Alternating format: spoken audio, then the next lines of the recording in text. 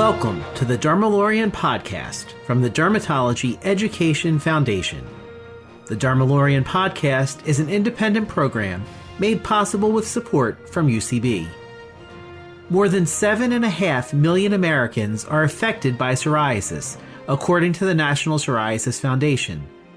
Over more than 2 decades, as the biologic revolution has reshaped patient care, we have learned a lot about the pathogenesis of this inflammatory skin disease and witnessed approval of new treatments.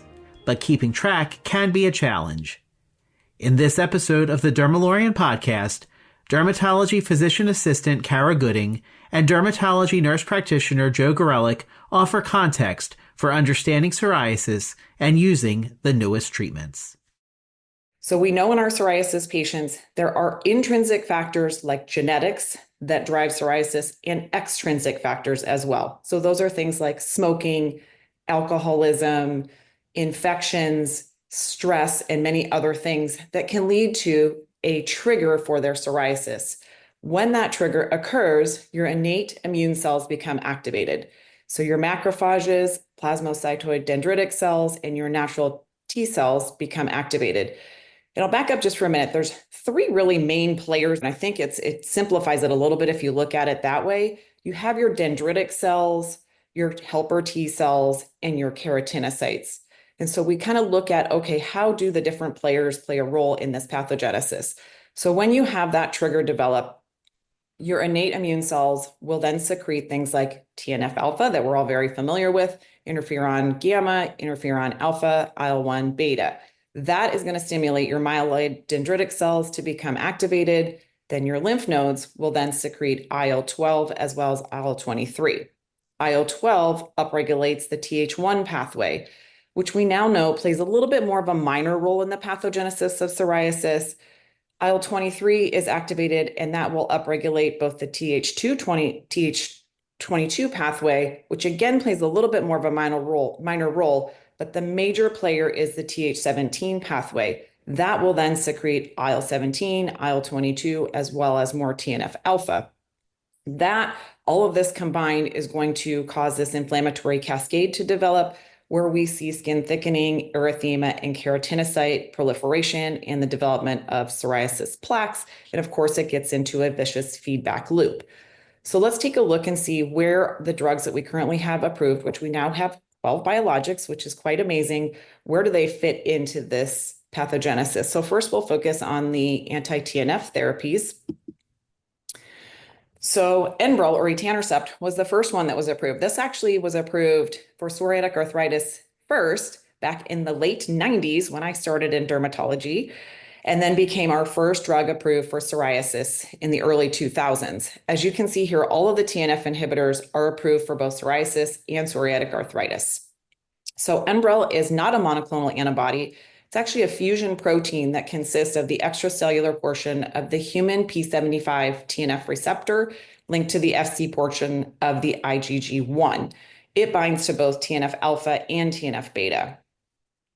Adalimumab is a human IgG1 monoclonal antibody that specifically binds to TNF alpha.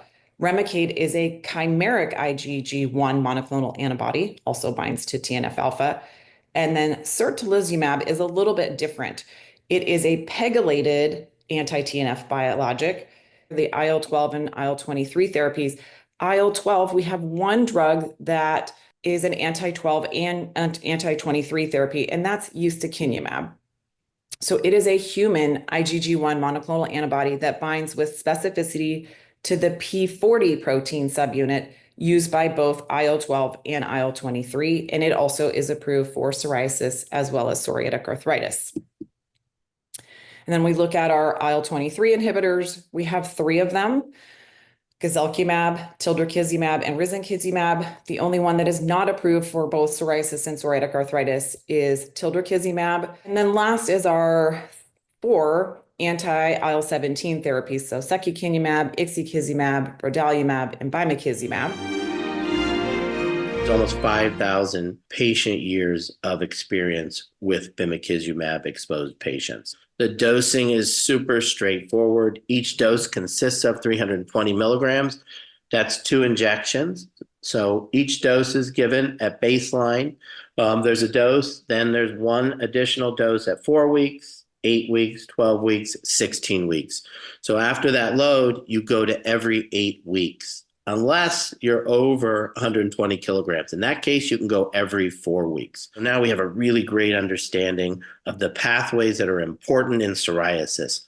Initially, there were broader targets, like TNF alpha inhibition and the Th1 pathway, but it's become very clear that the predominant pathway for psoriasis that drives this disease is a Th17 pathway. There's absolutely no doubt. And the inflammatory mediators that are specific to psoriasis that are seen in highest concentrations are IL-17A and IL-17F. So the IL-17s don't roll by themselves. They pair up into dimers. So when you look at a plaque of psoriasis, you'll see IL-17A and IL-17F prevalently. But to cause inflammation and drive an inflammatory pathway, they have to be dimerized so they can bind to their receptor site extracellularly. And when that happens, and you have elevated levels of A and F, you have disease. And so the treatment of psoriasis is going to be aimed at decreasing these levels of elevated pro-inflammatory mediators. You can do this in lots of different ways. You can mop up or bind IL-17 directly. You could also block the receptor site, and those molecules are available commercially in the United States.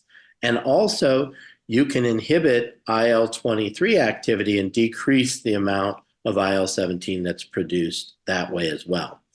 One of the theories behind decreasing inflammation is mopping up IL-17 that comes from the IL-23 pathway, but also IL-17A and F are also produced independently from other sources. So in binding it directly, theoretically, you could mop up those additional sources as well. So you can see the very specific mechanism of action that selectively targets IL-17A and IL-17F. So when targeting both A and F, you can mop up all the dimers that bind to the receptor sites that drive inflammation. If you target specifically just IL-17A, you'll miss the IL-FF homodimer. You'll mop up very well IL-17A homodimer and IL-17AF heterodimer, but there'll still be free-floating IL-17FF that can drive inflammation. So specific to the mechanism of action of Bimzelx, you're mopping up all three of these dimers and decreasing the activation at that receptor site so you can decrease inflammation as manifested in our patients with decreases in the level of disease. So we'll look at some clinical trials and look at measurements that quantify the reduction in their disease, the PASI scores. So a PASI 90 is representing a 90% reduction in the baseline PASI score. And what you're looking at here is 4 head-to-head trials with Bimzelx versus secukinumab in B-Radiant, where you have Bimzelx versus placebo in the B-Ready, and Bimzelx versus ustekinumab in the B-Vivid, and the B-Sure trial, you have Bimzelx versus adalimumab. When I look across all 3 of these individual trials, at just week 4, what I'm seeing is a very consistent ability of this particular agent to achieve a 90% reduction in the baseline PASI score.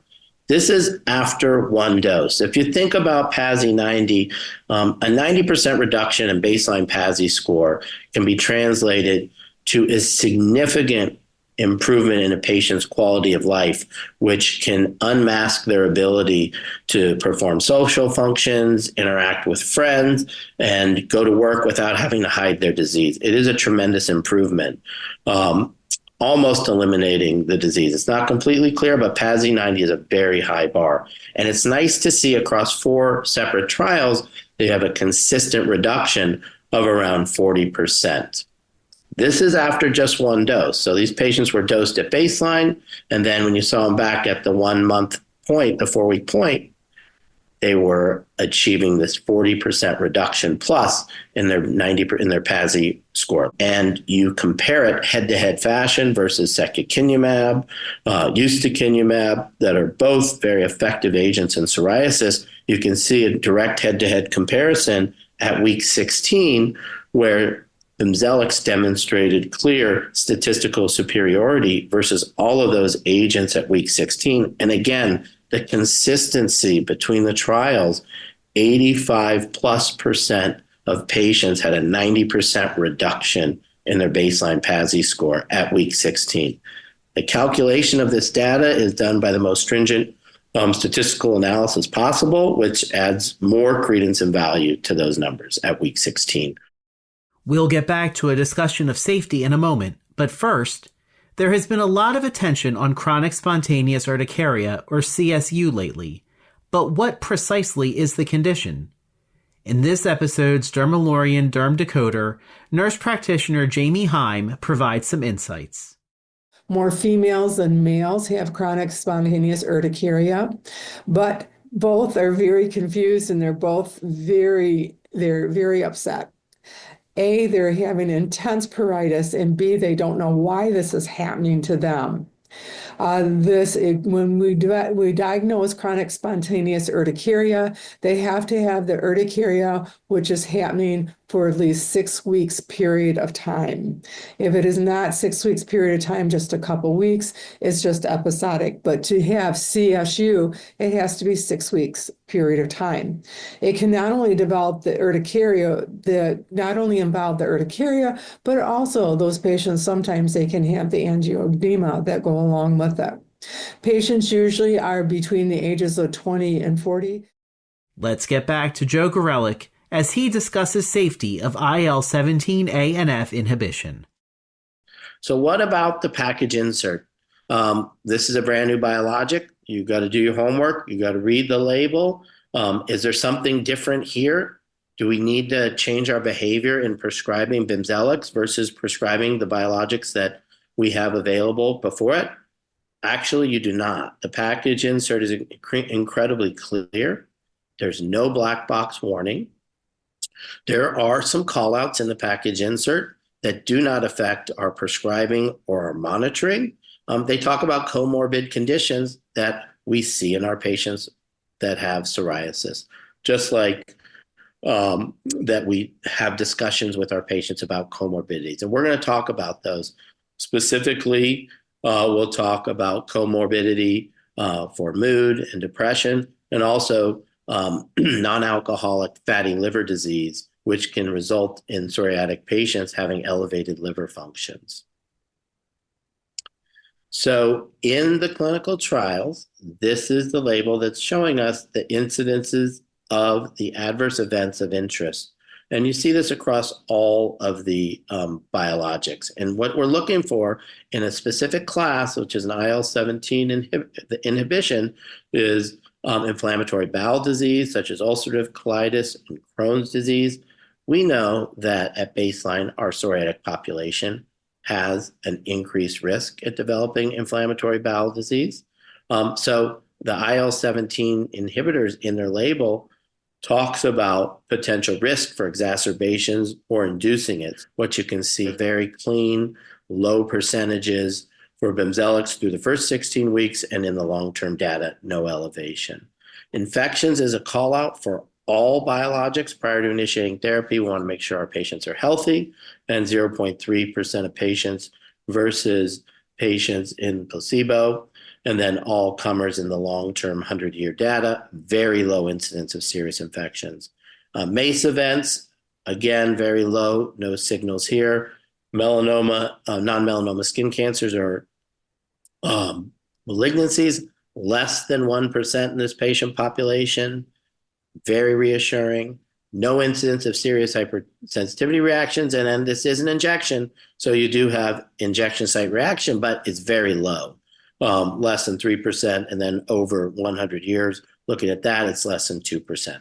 When you modify or normalize the levels of IL-17, you can run the risk of creating opportunistic infections such as yeast infections, because there's a population of patients that do not have IL-17 and they cannot protect themselves from yeast and they have to be chronically treated with antifungals. So there's a signal for Candida that's seen. So it's important to talk to all patients when you're initiating therapy about yeast, in particular thrush, and what to look out for. And if that happens, what do? I mean, we're in dermatology, we can handle thrush. In the standard practice would be to give them a prescription of fluconazole to take 100 or 200 milligrams a day for about a week, and that usually takes care of it. What they saw in the clinical trials was that the oral candidiasis rates were low. They usually happened within the first 16 weeks, and patients that had it were treated, did not discontinue therapy, and they didn't tend to have recurrences over time. Suicidal ideation is listed in the package insert. And remember, for our patients that have psoriasis, depression is one of the primary comorbidities of the disease. Also, in previous agents that are approved in the United States, the receptor blocker, an IL-17 receptor blocker, there were in the label suicides. And so in labels that we've seen that have come to market since that particular agent, it's likely that this will be a class warning. In this particular clinical trial, there was only one, and it was during the long-term extension at day 718. And it was very clearly adjudicated that this was not due to the medication. So it's in their label. You talk about it, make sure your patients know that it's in there, because they may go home and read it and say, hey, you didn't mention that. I'm on medication. I've had some issues with depression. So it's important to proactively bring it up, but it doesn't appear that this medication in any way is a causal agent for mood or specifically with suicide. And then in the label, there's also a mention of liver function testing.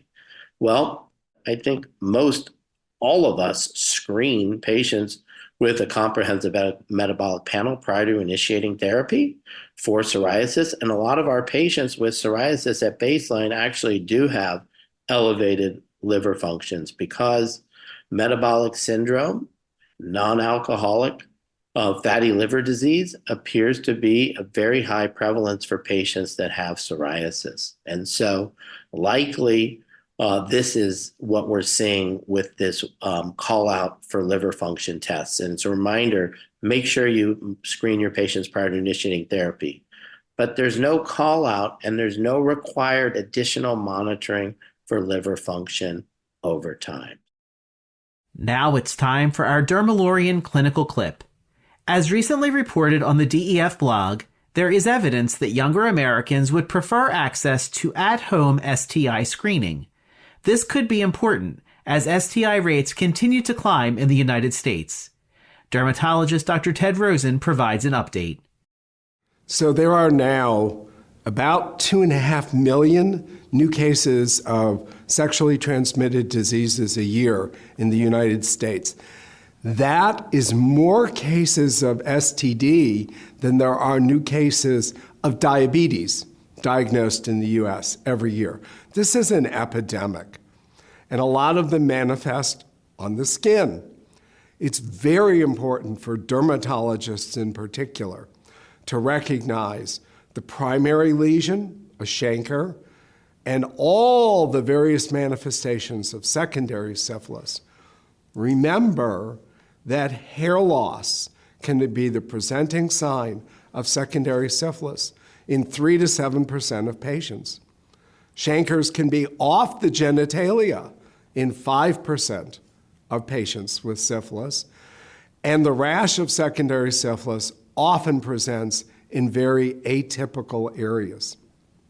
You need to know what's going on in your specific state and city, because there are some places where syphilis is extremely prevalent, and therefore you're at high likelihood of seeing that. Remember that both primary and secondary syphilis resolve spontaneously. So if we miss our chance to make that diagnosis, we've missed a chance to prevent progression of the disease later in life. Dr. Rosen is a popular faculty member for the DEF Essential Resource Meeting, or DERM.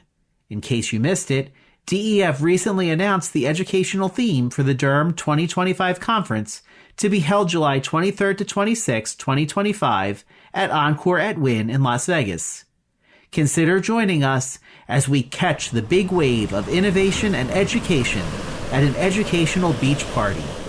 More information is available at dermnppa.org/derm2025. Thanks for joining us for this episode of the Dermalorian Podcast. The podcast is an independent program made possible with support from UCB. It is produced for DEF by Physician Resources. We'll see you next month.